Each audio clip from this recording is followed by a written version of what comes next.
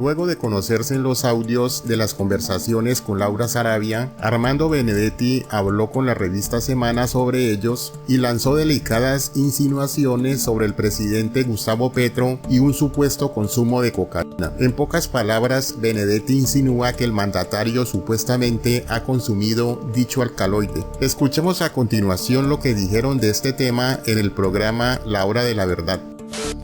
Y el otro problema que se armó ayer en las declaraciones que le entregó Armando Benedetti a Vicky Dávila, doctor Fernando, es algo que me dejó estupefacto.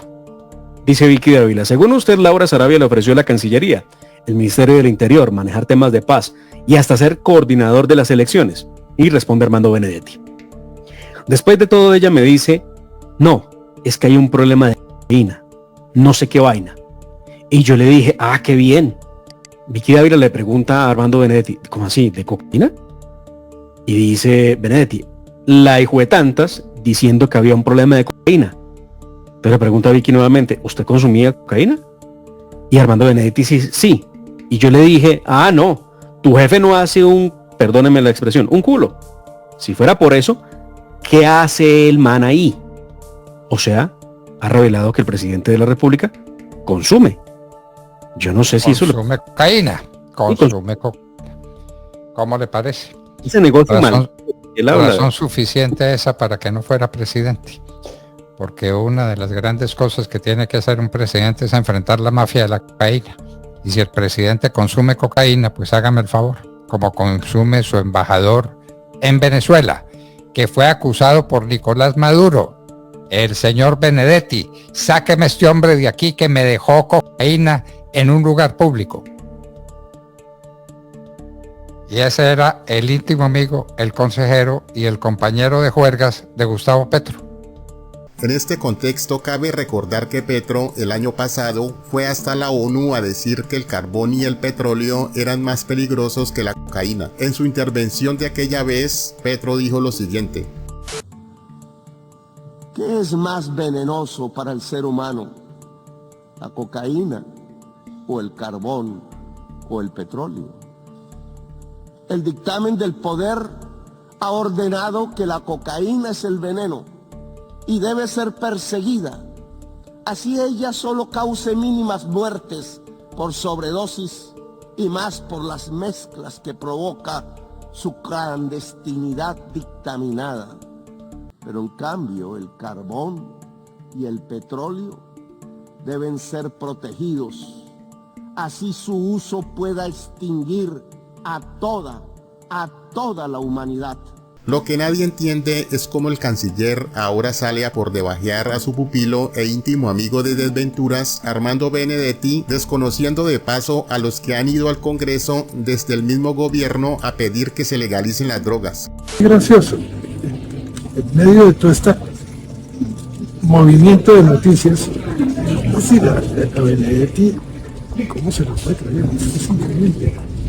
El mismo me dice: yo soy un drogadicto. Pónganse ustedes a pensar. ¿A ustedes les parece que esa puede ser una buena fuente? Por eso salimos a las velocidades, aceleramos, pusimos el acelerador al fondo y en 3 horas se cambió. Aún más, la renuncia de él era a partir del 23. Yo me puse a pensar, Virgen Santísima. Recordemos también que Petro abandonó la lucha contra las drogas en Colombia, pues hoy el país nada prácticamente en plantaciones ilegales, las cuales son controladas por los grupos delincuenciales a lo largo y ancho de todo el territorio nacional. A propósito de lo anterior, ayer Petro dejó una vez más plantados a todos los gobernadores y alcaldes del país, quienes claman por la presencia del Estado ante la violencia y el control que están ejerciendo los grupos armados prácticamente en todo el país. Ante este nuevo desplante, esto dijo el gobernador del Meta, quien junto con sus colegas una vez más salió de la reunión fallida del seccionado. Lo primero que tengo que decir es que tenemos una enorme frustración, porque hoy queríamos discutir con el gobierno nacional las preocupaciones que tenemos en el territorio. Y hace ya cerca de 10 días invitamos al ministro de la Defensa, al ministro del Interior y al comisionado de Paz. Y hoy nos dejaron plantados. No, a mí no me brindan ninguna seguridad, porque es que además los hechos son muy recientes. El mismo gobierno nacional suspendió ese cese al fuego por el incumplimiento de estos grupos. Esos grupos no han mostrado ninguna voluntad de paz. Por otra parte, recordemos que Petro ha sido criticado más de una vez por personalidades como el fiscal general Francisco Barbosa, quien señala que el mandatario ha hecho todo lo posible para meter micos en los proyectos, incluso en el Plan Nacional de Desarrollo para beneficiar a los capos. Digamos también que el gobierno norteamericano en su política antidrogas ha dicho que ningún gobierno del que se confirme que ha sido financiado por el narcotráfico se podrá escapar de su largo brazo de la justicia. Attorney General Garland and U.S. Attorney Williams. This case should send a clear message to any foreign leader who corruptly abuses their power to support drug cartels. If you take drug money for your election, if you accept drug cartel bribes, if you traffic deadly drugs, if you protect criminal drug cartels, if you allow violence and murder to flourish at the hands of the cartels, then the DEA will stop at nothing to hold you accountable for your crimes. If you think you can hide behind the power of your position, you are wrong. En conclusión, podemos decir que Benedetti tiene claro que pretenden callarlo y que el gobierno está intranquilo cuando saben que desde el Departamento de Estado quieren hablar con él para que diga todo lo que sabe acerca de la entrada caliente de dineros a la campaña petrista, más aún cuando la congresista María Elvira Salazar desde los Estados Unidos confirma que ese gobierno le abriría las puertas para que brinde detalles de cómo y en qué forma llegó Petro al poder. Amanecerá y veremos cómo termina este embrollo que solo parece ser la punta del iceberg del gran naufragio que se aproxima. No si sus chief of staff o su jefa de despacho se robó $35,000 o no. Sabemos que si la señorita, que por cierto yo la conocí porque vino aquí al Congreso Federal, dijo que la empleada doméstica le había robado $35,000. Pobrecita ella en haber dicho que $35,000 se lo robaron y pobre la empleada doméstica. Pero la realidad es que cómo es que el chief of staff o la jefa de despacho de un país latinoamericano va a tener $35,000 en cash en su posesión. ¿De dónde lo sacó? Solamente hay una palabra: corrupción. Punto. Entonces eso significa de que nuevamente el gobierno del Petro, la gente que rodea al presidente Petro, son gente que no son limpias. Por eso nosotros desde el Congreso Federal norteamericano estamos defendiendo los valores y los derechos de los colombianos, la democracia y la transparencia gubernamental en Colombia.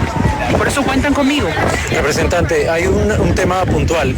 Armando Benedetti, ex embajador en Venezuela, dice que él tiene excelentes relaciones con la DEA, con el Departamento de Estado, pero sabemos que le acaban de ordenar quitar la visa como diplomático. ¿Qué piensa de eso? ¿Está bien que le haya quitado la visa? Benedetti, si la información que ha amenazado decir que tiene sobre el presidente Petro la debe decir.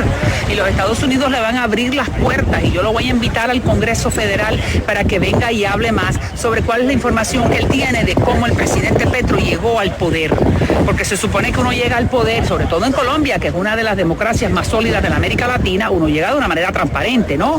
No a través de dinero sucio. Pero si el señor Benedetti tiene información sobre Petro, que por favor la diga. Ahora, si Benedetti tiene una información que pone a Petro en una situación de cargos criminales, entonces la Constitución colombiana dirá qué se hace en eso. Porque se habla de una posible financiación ilegal de la campaña. Si hay pruebas, entonces, ¿dónde está la Constitución colombiana para determinar cuáles son los pasos a seguir cuando el presidente es corrupto o tiene cargos criminales en su cabeza?